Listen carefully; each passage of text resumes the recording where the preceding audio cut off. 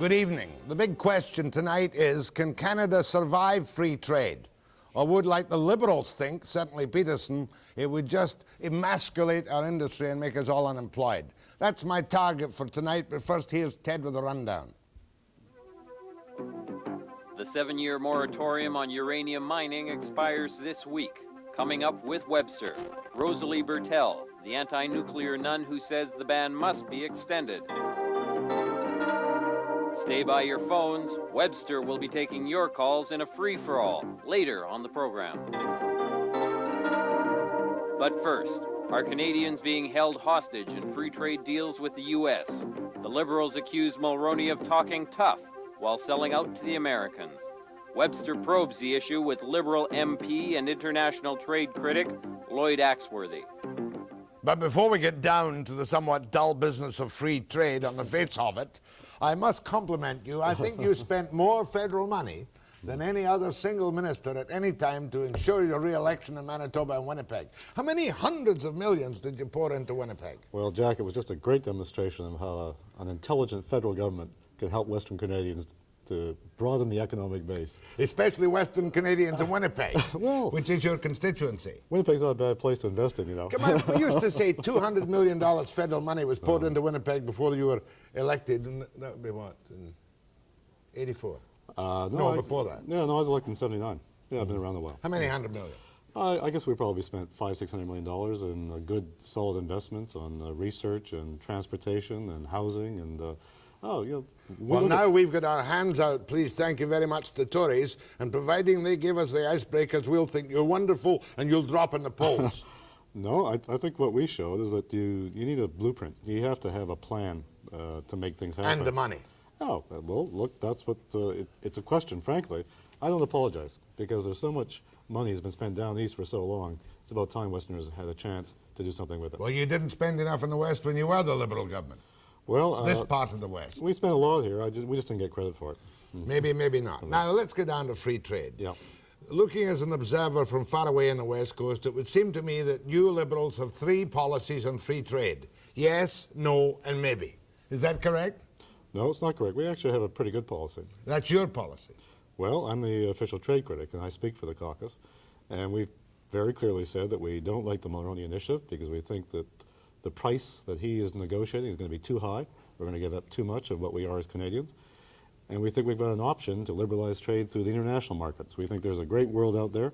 We can get many of the same things through international trade rules as we can by bilateral negotiation. Let me go on the other side of the fence. We are the only industrialized country in the free world which does not have, the US has got its own market and other places, Britain and the rest of them have the European common market. We are restricted. We have no free trade market. Surely we must have a free trading market with the United States if we're going to survive and prosper.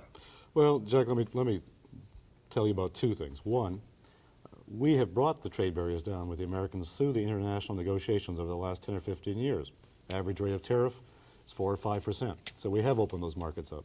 Secondly, and I think this is the crucial part, is that there are a number of trade opportunities outside of North America, and we shouldn't lock ourselves into a continental block just to do that. I think that we can combat protectionism in the United States and combat protectionism around the world if we strengthen the international trading system and become world traders as opposed to simply succumbing. And you know what the problem is, and we're seeing it today. You get on a one-on-one negotiation with the United States, it's like putting the BC Lions, which is a good football team, up against the New York Giants. It's a somewhat different league. Well, we took a hammering on the lumber and on the shakes and shingles, although we're surviving quite very well on the same thing. But spell to me what you would say if we had, the story today is that the free trade negotiators are going to come to remove all tariffs within 10 to 12 years with no exceptions. No exceptions for the Auto Pact, no exception for the weak industries. Now in lumber, we in the West can compete and can survive. Well, what would happen to the rest of the country in your view? Well, look, you can't even compete and survive in lumber because the one thing this whole softwood lumber dispute has shown is that the moment you begin to get competitive, the Americans are going to slam dunk you with a countervail action. And the one thing that is not clear in all these negotiations, will the Americans give up their right to take action against us? And everyone you talk to, the senators and the congressmen and the Reagan administration say, no, we're not going to give that up. So you're telling me that the Free Trade Pact, the Canadian automakers, and Peterson expressed his great alarm about this, could not compete on an open market with the United States? No, I think that they can. What we have with the Auto Pact and other trade agreements is some guarantees about Canadian jobs and Canadian content. We have skillfully negotiated a lot of these deals so that we provide Canadians with opportunities. And I think it's true in other industries. It's not just Auto Pact. We're talking about the same kind of negotiations that we've entered into internationally to make sure that we have markets and services. I mean, the area of the economy which we have provided the most protection for are banks, our trust companies, our stockbrokers. And the moment you open up totally the borders on them, there's going to be an awful lot of jobs affected in those areas as well. Would you also open up, now that you're talking now about cultural sovereignty? I'm talking about service industry. That's hard. I mean, most of the jobs we create in Canada right now are based upon the service industries. And we have provided a lot of legislative protection, just as we have for television shows and book publishing and other things. And cable pirates, the people who have been taking the signal for years without paying for them. Whatever the case may be, the fact is we say that there is a certain basic initiative that we have to take to preserve what we are as Canadians. We have to protect our freedom of choice. I don't think Canadians want to be Americans, and as a result we have to look at what we need to ensure that we keep that freedom of choice available. But on the long haul, if there were virtually no barriers at all on the border, surely Canadian industry would become more effective, more efficient, and would have that massive American market to which to sell. Surely that's the secret of total free trade. That's a nice abstract theoretical argument. I mean, you'd make a very good college professor at this point in time. But I think the practicality would be is that we would find ourselves being constantly being dictated to by the very heavy economic weight that you find in the United States. I mean, they are tough traders. Did you think, let me put this proposition to you, Jack. They have a trade deficit of $170 billion. Right. Do you think they're going to sit around a negotiating table and say, you Canadians are such nice people, we're going to give you a break? They're going around that table so that they can show their constituents that they are going to reduce the trade surplus with Canada. And that means that they are going to try to push us out of a lot of business. I mean, I come from the prairies. They're pushing us out of the grain business right now with absolutely no tolerance whatsoever. They're spending billions in subsidizing their grain, and we're spending, what, one miserable little billion? That's right. So they're going to put us out of business in those areas because they serve their own interest first. And all I'm saying, and I think what the Liberal Party is trying to say, is that we have been in favor of liberalizing trade, but we think there should be international rules that apply equally to the big and the small, and we're not getting ourselves into a power competition with a giant. You want to do it therefore sector by sector.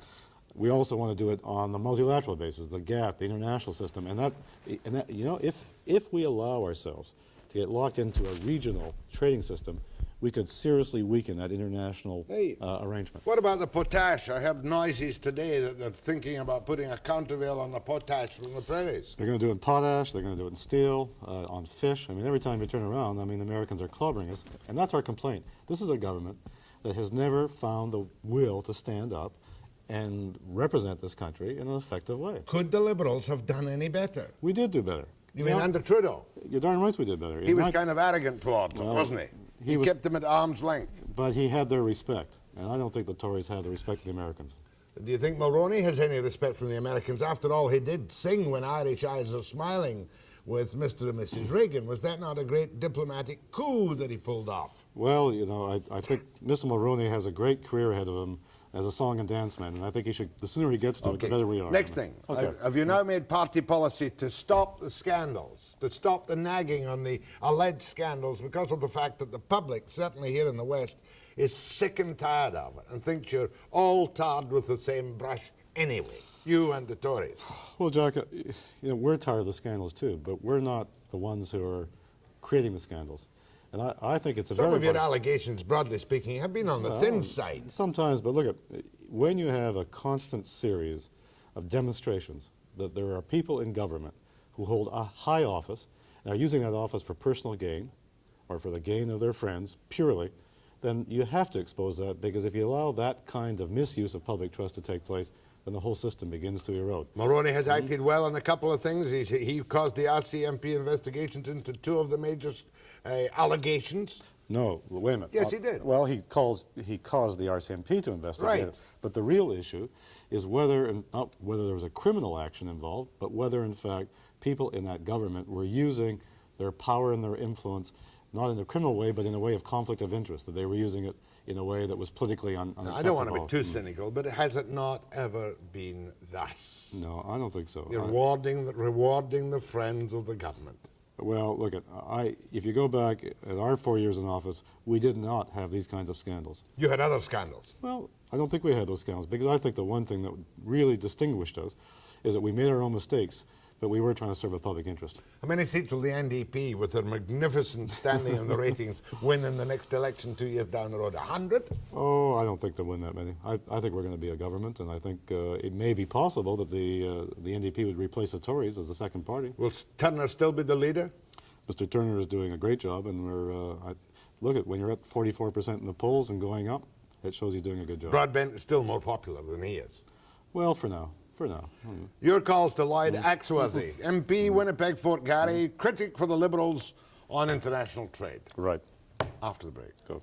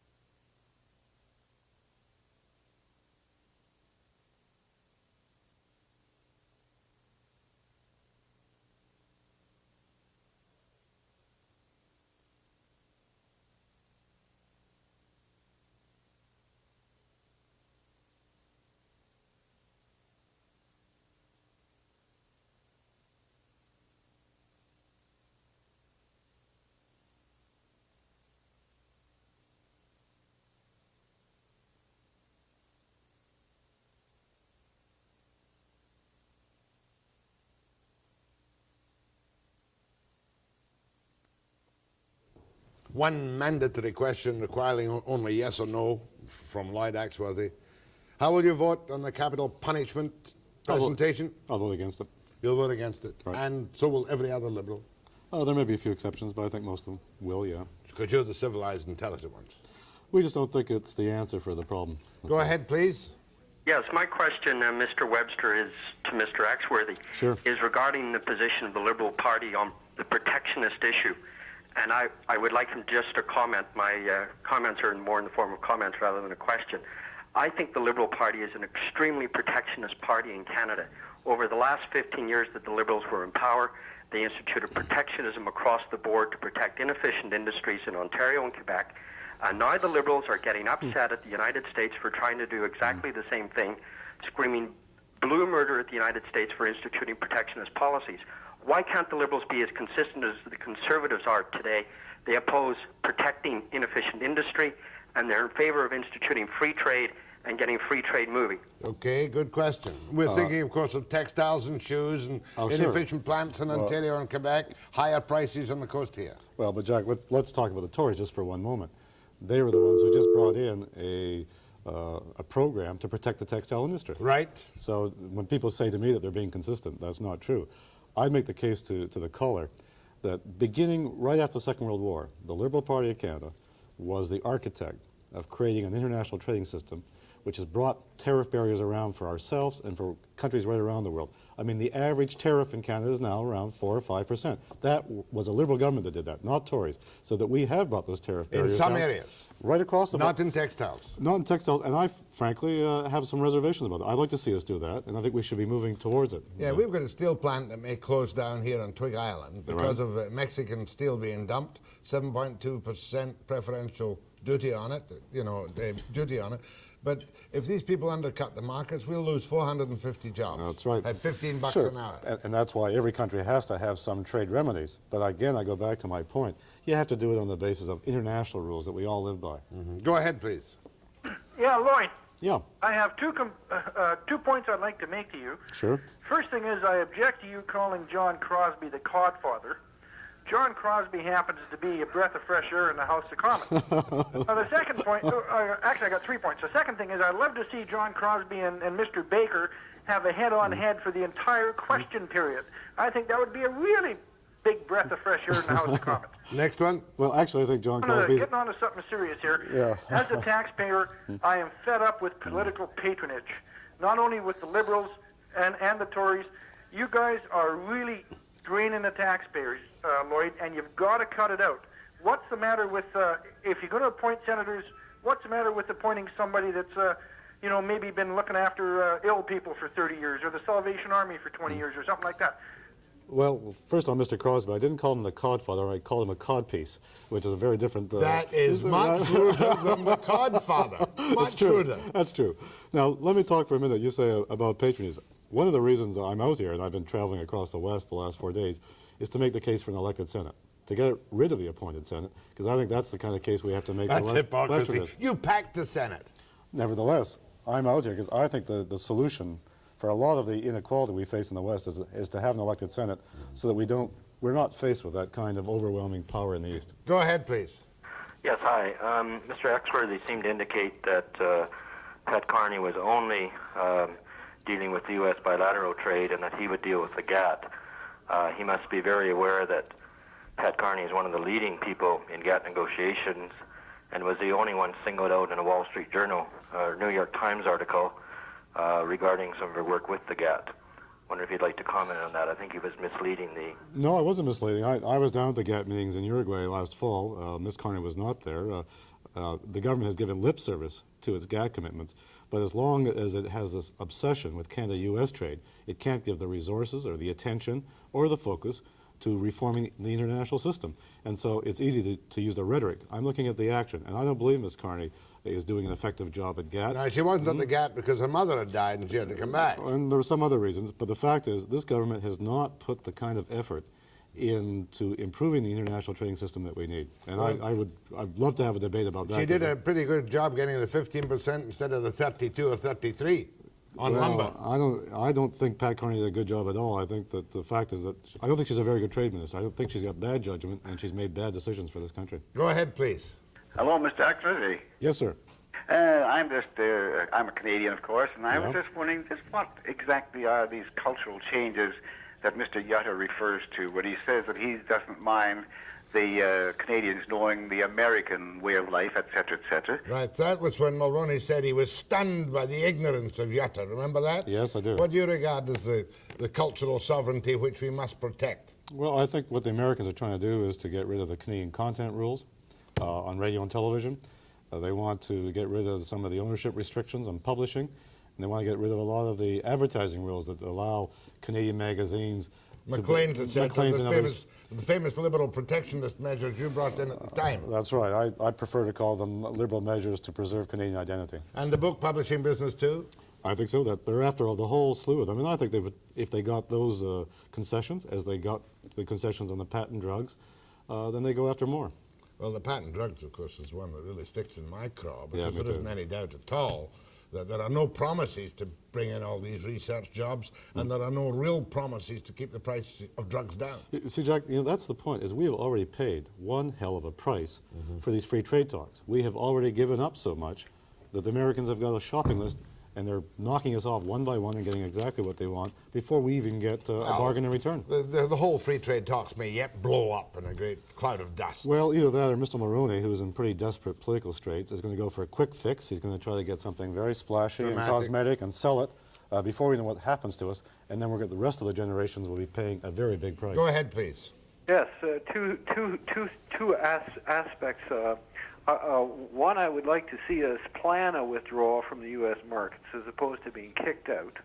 And number two, I would like to see us get associated with other suppliers of materials and goods to the U.S. market and seek to control the input. They need that stuff, and if it's what it takes to smarten them up, maybe that's what we should do. He's asking for action against the United States. Well, I don't think I'll go that far, but where I think we do have to get some alliances with countries is on the grain trade, where the Americans are putting the boots to us and driving the prices down. I think we should be teaming up with the Australians and the Argentinians and others who are being put their backs to the wall. And I think that there is. I think the caller has an interesting proposal in this sense, that in order for us to get a better deal in trade, I think we have to start forming into closer arrangements with other medium-sized trading countries like our own. Meanwhile, the Japanese are kicking the blazes out of us in coal prices, cutting the prices, extending the delivery, and just whipsawing us, the whole thing. No, but can I mention something on that? At the same time, we're looking at a prospect of selling BC coal to Ontario Hydro, but we can't do it because the free trade talks don't allow you to give any special advantage on transportation to Canadian coal. That's the kind of price we pay. Well, couldn't we just subsidize the coal rates and sell BC coal in Ontario? No, you can't, because under the Mulroney proposal for free trade, there's a concept called national treatment. Now, that's a technical word. Yeah. But it basically says you can't give any special advantage to a Canadian supplier that you don't give to an American. Mind you, Peterson, your boy in Ontario has been stuffy and awkward about it anyway, isn't he? No, but I mean, I think until we clear up this whole question of the trade barrier to that selling of coal, Peterson is protected. That's like them wanting to cut out the UI for the fishermen on the East Coast. Yeah? No, you see, once you start getting into this, I mean, free trade sounds great in the abstract, and all the sort of business and academic guys can pound their chest. But when you start looking at the particulars, and I've just finished a tour across the country, Ontario doesn't want you to touch Auto Pact. The prairies don't want you to touch agriculture. BC doesn't want you to touch mining. The fact of the matter is that we all realize if we got into it, we'd be gored a little. Go ahead, please. Yeah, hi, Mr. Axworthy. I'm wondering what your opinion is as how the Conservatives or how our government's going to make any progress at all on free trade when we have the Secretary of the Interior on positions on our acid rain trying to clean that up. They're saying that we're doing it. Our objectives are to increase energy exports to the United States. I mean, what are we going to do? Well, I think there's a good example. We thought we had a deal with the Americans that they would start cutting back on acid rain. And instead, what they're doing, I think they're chiseling on it a little bit.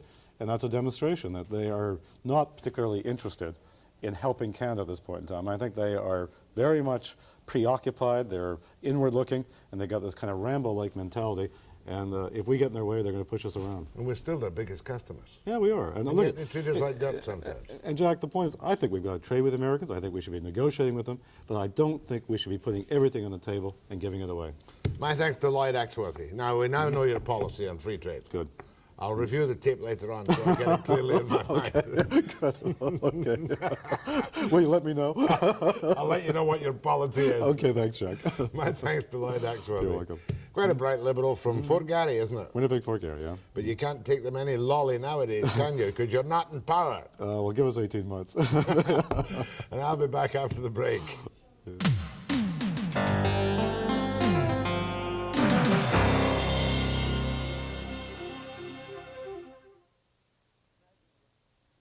Imagine going through life being called by...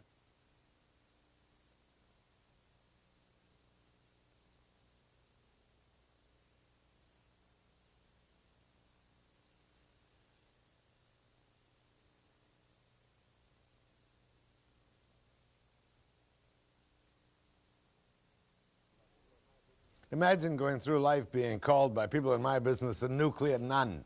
That's what we call you. Anti-nuclear nun. So you don't mind being called the anti-nuclear nun? No. It's Dr. Rosalie Bertell, who was here a year ago, and I asked her to drop in on the way back from Simon Fraser today because we had a 7-year moratorium on uranium mining, uranium exploration and mining, and it's expiring now.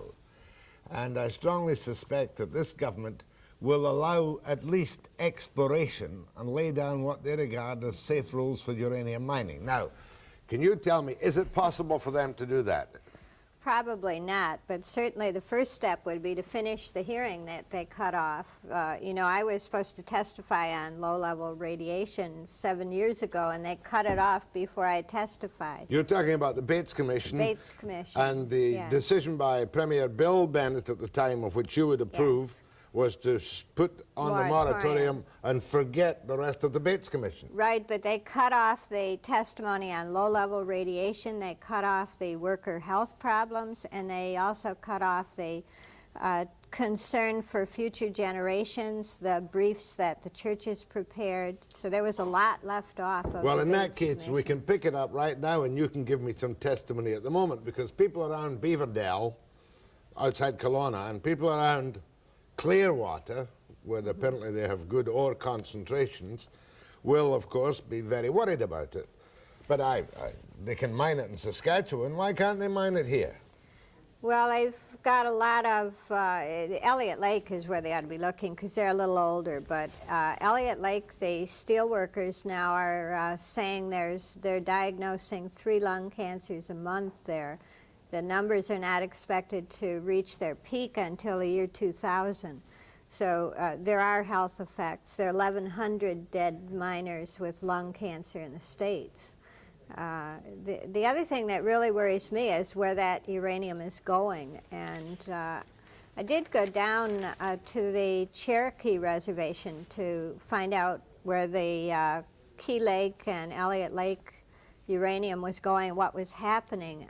That's a Kerr-McGee plant down there, and they are making what they call uranium tetrafluoride for armor-piercing bullets. It's a very tight compound of uranium, and it can go through those bulletproof vests, and it can go through armored cars, and it also fractures or pulverizes when it gets inside of the person, so you can't recover it as a bullet. That's a nasty thing. Oh yeah, that's a horror, however. That's a horror apart from uranium, because it is uranium. That's what they use in the uranium. But it's a horror apart from uranium mining, is it not? Well, this is what a lot of it goes to. Oh, I realize that. If it goes into a nuclear bomb, that's one thing. Yeah, but these are But if it goes into permissible. a nuclear plant for the peaceful use of uranium, is there not some risk that we must accept so that we can have power and not darkness? Well, there are a lot of other ways of getting electricity, much safer than nuclear power. Nuclear power has provided a convenience shield for the military. It legitimizes support services. So people all over the world who mine uranium, their uranium is only for peaceful purposes. So there really aren't any bombs, you see. But you know well, and we'll come back to the low-level radiation, but the economic conditions being such as they are, many people are more afraid of unemployment than they are of working in uranium mines. Could you convince them otherwise? Well, health is also part of our savings account, and what we're really doing is damaging the health of the children at the same time as we make the environment more hazardous. So we're going to be producing children who physically cannot cope, and we're giving them more to cope with. So that's a death process for the species. And your electricity is not going to do a heck of a lot of good if you have no people around to use it. You're telling me that the people on Earth face extinction by nuclear radiation even without the use of the bomb? Yes, I'm telling you that slow poison is another scenario. But that's over many, many, many eons, surely. No, about 5 generations, I would say, at the rate we're going. You're saying... I base that on looking at the dairy cows. So downwind of nuclear plants, it's about the 5th generation that the farmer knows something's wrong. So you can see it. 5 generations aren't that long, and we've already abused ourselves with above-ground weapon testing. I have a medical program out in the Marshall Islands. Nobody tells them that low-level radiation is nothing. They can see it. What happened to Marshall Islands, of course, is where many of the early American explosions took place. 66 nuclear bombs were set off there. Now all of the children that were under age 10 at the time of the bombing have had thyroid surgery. They have varieties of cancers. They have a lot of birth defects, severe birth defects, high rate of Down syndrome. Yeah, that is clearly understandable because they went back to these territories which had been pulverized, and they were never that very far away in the first place, were they? Well, distance is thousands of miles out in the Pacific. The islands of Micronesia are as far apart as California to New York. So although to us it looks like a lot of islands out in the Pacific, they're huge distances. Let's come back to British Columbia, where we have places, I think there was one South Korean outfit that wanted to mine extensively uranium ore in British Columbia. Now, they say these are good seams. Do the people who live there now themselves without uranium being mined still not have a larger exposure to radiation than we do in a non-uranium mining place?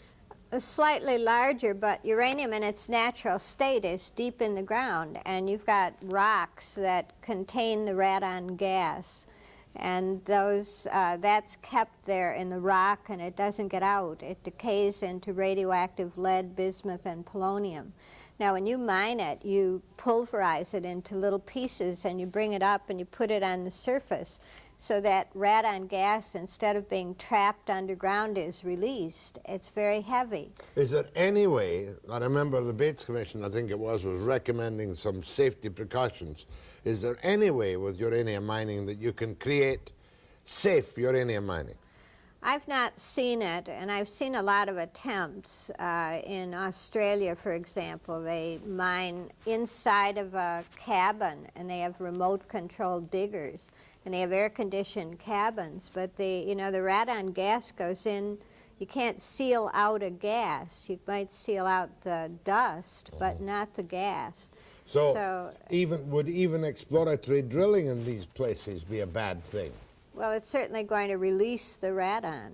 And the worst of the uranium mining is not even during the mining period, but most of the radioactive material is left at the mine site, and it continues to be highly toxic and dangerous for several 100,000 years. And we don't have a way to manage this, and you get maybe 8 years. That's what they were talking about 7 years ago, is an 8-year production phase on these mines, and then 100,000 years of waste. So you're saying that apart from the danger to the miners themselves, the overburden or whatever is left lying around on the ground is astonishingly dangerous to human beings. Right, and it's in a much more dangerous form than when it was in its natural state of a rock underground. Would we be unusual if we banned all uranium mining altogether? The province has the power to do it. You'd be unusually wonderful, yes. And that's what we should do. That's what you should do, yeah. Rosalie, you just got a big award from the Swedish Parliament. You tell me about it. It was called the Right Livelihood Award. Yes. Where did that phrase, right livelihood, come from? It was a phrase of Gandhi, and the Nobel Prizes, the Third World looks upon them as kind of an elitist thing, first world people giving prizes to first world people. So in 1980, they started the Right Livelihood Award, and it's for creative and practical solutions to the most urgent and pressing needs of our day. So it was given this year to Dr. Alice Stewart and myself for the low-level radiation studies. And the most for practical survival. The most practical thing you can recommend for survival in this part of the world is don't mine uranium. Leave it in the ground. My thanks to the anti-nuclear nun, Rosalie Bertell. I'll be back after the break.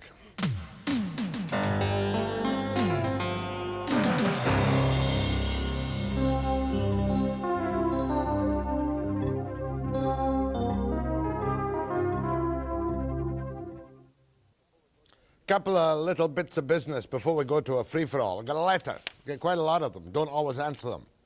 Enjoy your new show now at 5 p.m. We do have a complaint. Despite many efforts to reach you on the telephone, we never get through. And then this one. There is one chap that seems to get through every day, and this has created a lot of different opinions on how he manages it.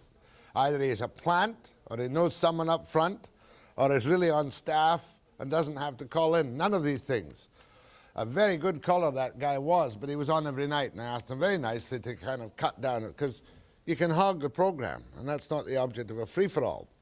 The object of this free-for-all tonight is Rosie Bertell is not here for the uranium, but I've got to remind you what a difference a government makes. Here we have Bill Vandersam, still in his honeymoon outfit. Everything has gone absolutely smoothly for Bill Vandersam. And of course his public relations is in the main absolutely impeccable. And he's kept a fairly good zip on his lip, all things considered, when you look at his past, except for his unusual habit of contradicting his cabinet ministers, at least 3 or 4, every time they make a statement of principle. I can think of Bill Reid, I can think of Brian Smith, I can think of Kempf, and now I can think of Haynes, the Labour Minister. But the point I want to make is that I've got Bill Bennett's speech when he put down the uranium moratorium. It is a decision of the government to place a blanket moratorium for 7 years on all uranium exploration. The fears expressed by the people of BC relating to uranium and the dangers involved in its exploration and mining are too real to ignore. We can continue to meet our economic goals without the need to develop its uranium sources, and nuclear power does not have a role in the government's energy strategy. Well, the action by Bill van der Zalm in lifting the uranium moratorium, the blanket on mining and exploration, is really a reversal totally of the other Bill Bennett policy. Now, up until this moment, with the Labour in British Columbia, there's been a fairly quiescent attitude. But I think we're entitled to be just a little bit concerned, because Bill van der Zalm has told us that some of his Labour stuff is going to be contentious and controversial. Now remember, out there in British Columbia are many people who are quite far, and properly so in their opinion, to the right in Labour legislation. And they really want to do some things to the trade unions. And I would suggest that we had better go quickly, very slowly, because even though the economic climate is bad, we have a number of major crises in Labour legislation. Even the Business Council of BC has been moderate and urging caution. And what I am afraid of is that when it comes to double-breasting of construction companies, so the union company, which presently can't maintain its operation because there's very little major construction union type going on in BC at the moment, if the legislation were changed, they'd be allowed to set up a parallel non-union company. As of this moment, you can't do that in British Columbia. And then, of course, we've got the question of successor rights. If I'm in business and I want to get out of it and sell my business, and I am a unionized business, the guy to whom I sell my business also inherits the successor rights. And then, of course, there are people in BC who would like to see, especially the small unions, you know, legislated out of existence altogether.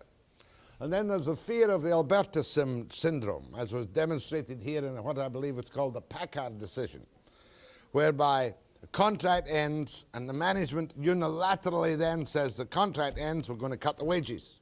And you can come back and work tomorrow at the new wages. That's what they do in Alberta. But the Court of Appeal ruled against that in British Columbia. So I hope that there's been some really careful moves slowly coming up by Bill Bennett on Labour legislation. I mean, I have a case of a firm here which is really quite ludicrous. This is a small company owned by the man who is a member of the union, and he's the active operator of a union company. Now, he did certain things the union didn't like, and he was expelled from his union. Now, by being expelled from his union, he's no longer allowed to work for his own company.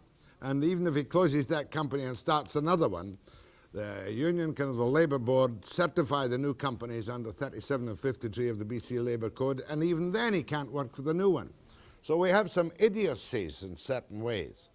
But I think the climate for cooperation is still very good in British Columbia, provided Bill van der Zalm brings in his legislation after having carefully considered it. At the moment, you saw Haynes say the other day, how does Bill van der Zalm know what's in the legislation? He hasn't even seen the draft yet.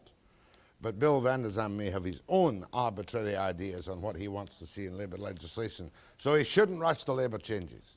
Having made myself clear, I'm glad you asked me the question. First time I've talked this long I'd lived for a while, because the nighttime program 5 to 6 kind of restricts my freedom for free-for-alls. Now we'll go to the phones. I'll bet you the first one's about uranium. Go ahead, please. Good evening, Jack. Good evening. Yes, I'd like to know what happened about the government's plan to call in all the welfare recipients in Richmond and Kamloops and get them all to work. I never heard any more about that. Oh, yes. Yeah, that kind of just went dead in the water. The single parents deal, wasn't it? Yeah, single parents are going to take their kids away if they don't go to work. They weren't going to take their kids away. Well, they threatened to. If you didn't accept the job, they would take your kids away. I had Claude Richmond on the air specifically denying that interpretation of what he said, and it's the kind of thing they couldn't do. Okay, well, But I'll watch for it. I'd forgotten all about that. Yeah, I think everybody did. I don't know if anything happened. I'll try and waken up. Thank you. Go ahead, please. Jack? Yes. I wonder if your driver who takes you home has ever been trained as a terrorist drive or VIP protection. He doesn't have a VIP, so there's no need for concern about that whatsoever. You are a VIP. Well, that makes me feel better. I haven't been called a VIP for a long time. Yeah, but there has been nobody trained out here, Oh, no, as no, far no. as I know. No. We any don't. training for, Don't be for silly. that other than myself. Well, do you want a job? Sure. No, thank you. Silly. Really is silly. Go ahead, please. I just wish to verify what Dr. Rosalie Bertell said. Yes? From what I know about nuclear mining, at almost every phase of the mining, radiation is put into the environment. And even though jobs might be needed in BC, and of course workers will be more prone to go for those jobs, I'm pretty sure uranium companies would be likely to downplay the effects of the uranium mining on those workers. They'd probably say there's no danger, no level radiation, etc. However, they probably wouldn't notice it till later in their lives or in the lives of their children. Also, regarding peaceful use of uranium in power plants, from what I know, we still don't have a surefire method of disposing of the waste. No, we don't. Thank you for your call. I'm always impressed by the anti-nuclear nun. Thank you. Thank you, sir. More Free for All with Webster after the break.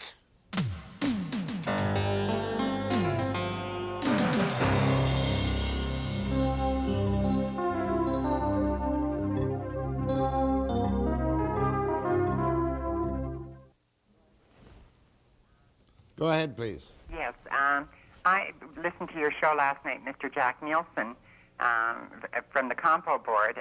My husband called in regards to my case. I called him this morning. Oh, yes, he told you to call. That's correct, and I've been waiting for a payout. And in this morning alone, I went through six department heads after it had gone to court in my behalf, and I had won. What did Nielsen do for you? Absolutely nothing.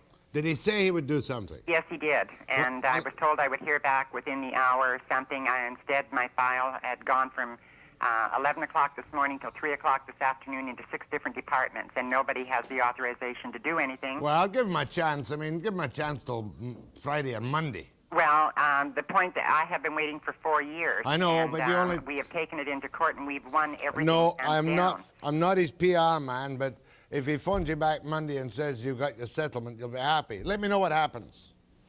Go ahead from Kamloops. Oh, thank you very much, Jack. I have a couple of questions after a statement. I worked on uranium exploration up in northern Saskatchewan. I have 2 questions with it. First of all, the Dr. Bertram, I don't know if she's still there. No. Well, okay. I had the undergrounds come up from a drill in my face, in my mouth, in my ears, down my neck, etc. Is she saying that this is going to be harmful to me or my kids in later life? Well, it depends the extent of the exposure and what kind of uranium quality it was. I don't think it's fair to... Well, we don't know that immediately when we're working on the job. But secondly, the second question is this. If uranium is needed in Canada for Ontario Hydro, as they told us it was when I worked on it, why is that owned half by a French company called AMOC and secondly by the Saskatchewan government? You're talking about uranium mining in Saskatchewan. Northern Saskatchewan, Yeah, that's right. And if that's fine there, and if we got uranium in BC, I'd like to see our miners to work in BC. Okay, boy, but I think the general public feeling is that we should leave the uranium in the ground. Okay, well, it's going on in northern Saskatchewan. What's different about BC? Well, maybe more miners there will get lung cancer than in BC. That's what happened in Elliott Lake, no doubt about it. Go ahead, please. Jack, I'd like to point out a thing first and then ask you the question. Right. I remember a time Tommy Douglas was on your station and you said to him, in the effect of, it's easy to talk to you, Tommy. Why is that? And he said, because I tell the truth. That's why I have no problems. Now, why is it that every time I see Mulrooney on that Channel 16, I've got to see him turn around and he gets in the corner, he's got to run down the Liberals for what they have done instead of him doing something for himself? Different. Answer that, Jack. No, it's just a different technique. Tommy Douglas was one of a kind who ran a clean government. I think he only had one scandal with which he was not associated in all his days. Mulroney's a different kind of PR man. Mulroney has got a very bad Irish temper, and Mulroney tends to fly off the handles at times. I've never seen Tommy lose his temper. Okay, boy, but that's a difficult question to answer. Go ahead, please. Hello, Jack. Yes. A little change of pace. Right. You're an old newspaper man. Very old. Do you remember the Daily Dispatch? In Britain. Eh? In Britain? Yes, in Britain.